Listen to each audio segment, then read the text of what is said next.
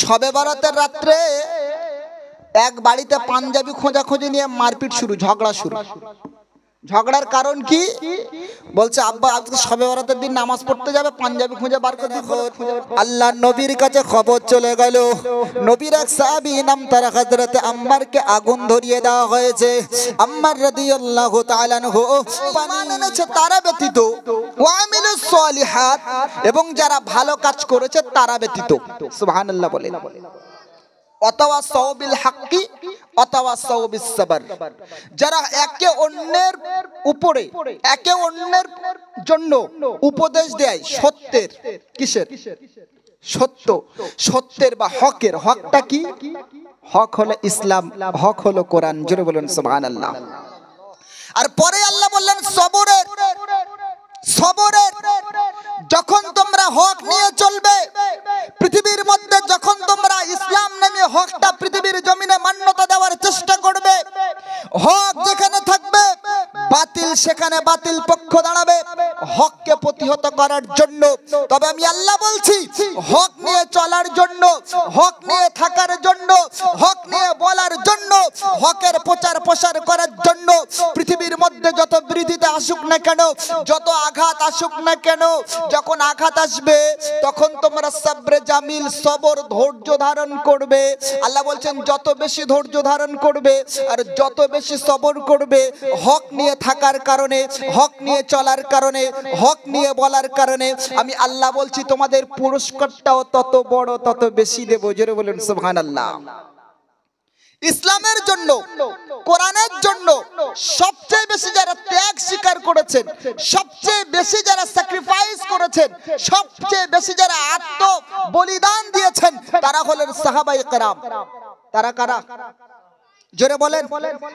সাহাবায়ে কেরাম কেমন বলিদান দিয়েছেন শুনে রাখেন। ইসলামিক প্রাথমিক যুগে কোন ধনী ইসলামের জন্য জীবন বলিদান দেয়নি। দিয়েছে তো দিয়েছে যারা গরিব তারা। সুবহানাল্লাহ বলেন।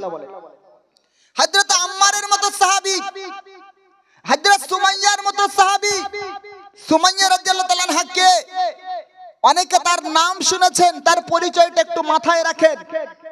তিনি হলেন নারীদের মধ্যে প্রথম যিনি ইসলাম গ্রহণ করেছেন, ইসলামের জন্য যিনি প্রথম জীবন দিয়েছেন, তার নাম হলেন হযরত সুমাইয়া রাদিয়াল্লাহু তাআলা আনহা। জোরে বলুন সুবহানাল্লাহ।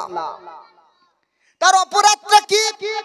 তিনি হক গ্রহণ করেছেন, কালেমা গ্রহণ করেছেন, ইসলামকে আপন করেছেন, আল্লাহর ওয়াহদানিয়াতের প্রতি বিশ্বাস স্থাপন করেছেন, আল্লাহকে এক বলে মেনেছেন। এটাই তার অপরাধ। কট্টর ইসলাম বিদ্বেষী, মুসলমানদের জানের শত্রু, চির দুশমন আবু জেহেল তাকে মারতে মারতে এক পর্যায়ে তার লজ্জাস্থানে বর্ষার আঘাত করলো, তলোয়ারে দিয়ে আঘাত করে তাকে শহীদ করে দিলেন। এর নাম হলেন হযরত সুমাইয়া রাদিয়াল্লাহু তাআলা আনহা। এই সুমাইয়া রাদিয়াল্লাহু তাআলা আনহার একজন ছেলে, নাম তার হযরত আম্মার। নাম কি বললাম? জোরে বলেন।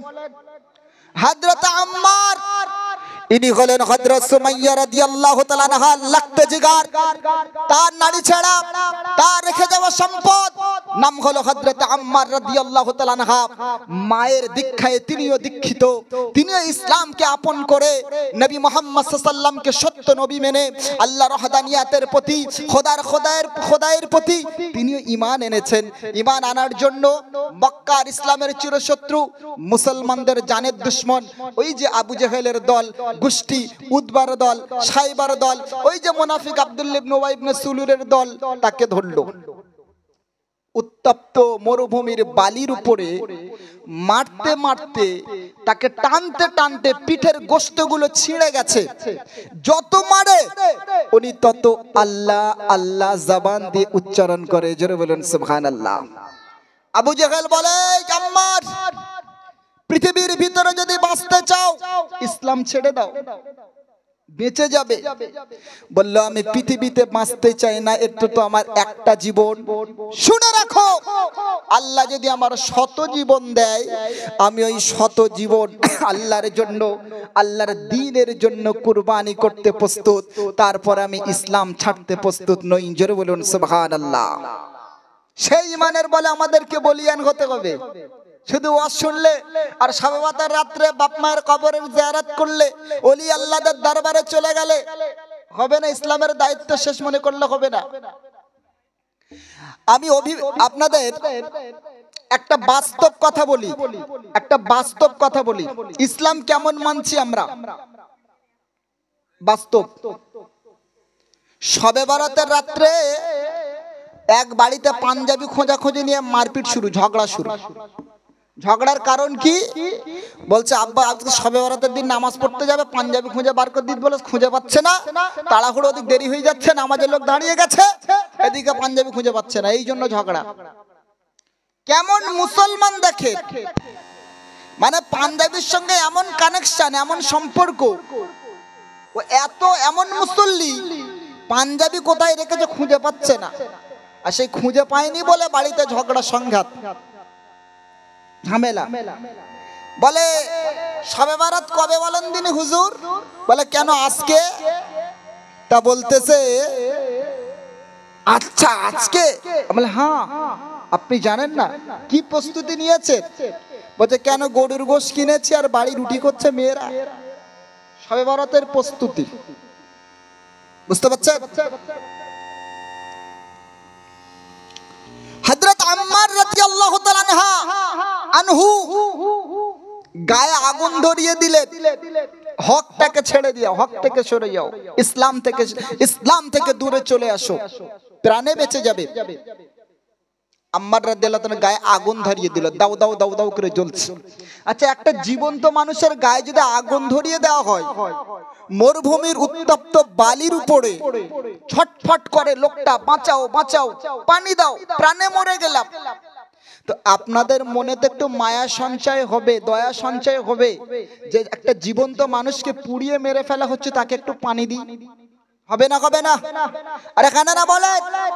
কিন্তু মক্কার তৎকালীন পিরিয়ডের, ওই যে জাহেলি পিরিয়ডের মানুষ যারা, এরা এতটা নির্দয়, এতটা অমানবিক, এতটা নিষ্ঠুর, একটা জীবন্ত মানুষ মরুভূমির উত্তপ্ত গরম বালির উপরে গায়ে আগুন জ্বলছে, পানি পানি করে আওয়াজ করছে, কিন্তু কেউ পানি দিচ্ছে না। আর কেউ যদি দিতে চায়, পাশ থেকে মানা করছে, বেটা তুমি পানি দিও না, পানি দিলে আবু জেহেলের কাছে খবর গেলে আবু জেহেল আসবে, তোমার প্রাণ নাশ করবে। খবর চলে গেল বিশ্ব নবীর কাছে। মুসলমানের ছেলেরা মনে রাখো, আল্লাহ নবীর কাছে খবর চলে গেল, নবীর এক সাহাবী নাম তার হযরত আম্মারকে আগুন ধরিয়ে দেওয়া হয়েছে। আম্মার রাদিয়াল্লাহু তাআলা আনহু পানি পানি বলে চিল্লাচিল্লি করে, ছোটাছুটি করে মরুভূমির উত্তপ্ত বালির উপরে। আল্লাহ নবীর কাছে যেই না খবর গেল, নবীজি ছুটে চলে এলেন আম্মার রাদিয়াল্লাহু তাআলা আনহুকে লক্ষ্য করে। আল্লাহ নবী তিনি তার সোনার জবানে পানি ব্যবহার করলেন না, হাত নবী আগুন দিয়ে, হাত দিয়ে আগুন তিনি নিভালেন না। আল্লাহ নবী আম্মারের দিকে লক্ষ্য করে নবী বললেন, ইয়া আম্মার, ইয়া নারু কুনি বারদাও ওয়া সালামান আলা আম্মার কামা কুনতা আলা ইব্রাহিম। আল্লাহর নবী তার সোনার জবানে বললেন, আগুন নিভে যা, নিভে যা, নিভে যা। আমি মুহাম্মদুর রাসূলুল্লাহ বলে দিলাম, আমার সাহাবী আম্মারের গায়ে আগুন জ্বলবে না। আমি রাসূল তোকে জানিয়ে দিলাম, হযরত নবী ইব্রাহিম আলাইহিস সালামের উপরে যেভাবে তুমি আগুন পানি হয়ে গেছিলে, আমি আল্লাহ রাসূল দুবারা তোমাকে আদেশ দিলাম, ওরে আগুন তুমি পানি হয়ে যাও, আগুন তুমি নির্বাপিত হয়ে যাও। আল্লাহর নবী যখন তার সোনার জবানে, নবী যখন হুঙ্কার দিয়ে, ধমক দিয়ে আগুনের দিকে লক্ষ্য করে, আল্লাহর নবী আদেশ যখন জারি করলেন, নবী বলতে দেরি আম্মারের গায়ের আগুন পানি হতে দেরি হয় না। আর একটু জোরে বলা যাবে, পিছনে সামনে মিলে বলা যাবে না। মুসলমান ঘরের ছেলেরা, আজ ভারতবর্ষের জমিনে ইসলাম নিয়ে আমরা চলার জন্য আমাদের উপরে অনেক আঘাত আসে, আমাদের উপরে অনেক নির্যাতন আসে, অনেক অত্যাচারিত বন্ধু আজ পৃথিবীর জমিনে কেবলমাত্র মুসলমান হওয়ার অপরাধে, কত মুসলমানের ছেলে দাড়ি রাখার অপরাধে রাস্তায় মবলিং চিকের না মবলিং চেনে নামে কত মুসলমানের ছেলেকে মেরে হত্যা করা হয়, কত মুরব্বির দাড়ি ধরে টানা হয়, মারতে মারতে তাকে প্রাণনাশ করে দেওয়া হয়, কেবল তারা মুসলমান বলে দেয়। এ মুসলমান ভাবে কি আমার মনে রাখে, আজ ভারতবর্ষের সরজমিন একটা কঠিন পরিস্থিতি চলে, কঠিন একটা সময়ের সম্মুখীন হয়েছি। ইসলাম আর ঈমান আমল টিকিয়ে রাখার মতো পরিস্থিতি নাই, বড় কঠিন হয়ে দাঁড়িয়েছে। আল্লাহর নবী তার সরা জবানে বলেছেন, পৃথিবীর জমিনে যার ইসলামের জন্য স্যাক্রিফাইস যত বেশি, ত্যাগ যত বেশি, আমি নবী পাক বললাম আল্লাহ দরবারে ওই ব্যক্তির জন্য পুরস্কার তত বেশি। সুবহানাল্লাহ বলবেন না? একটু জোর গলায় বলবেন না?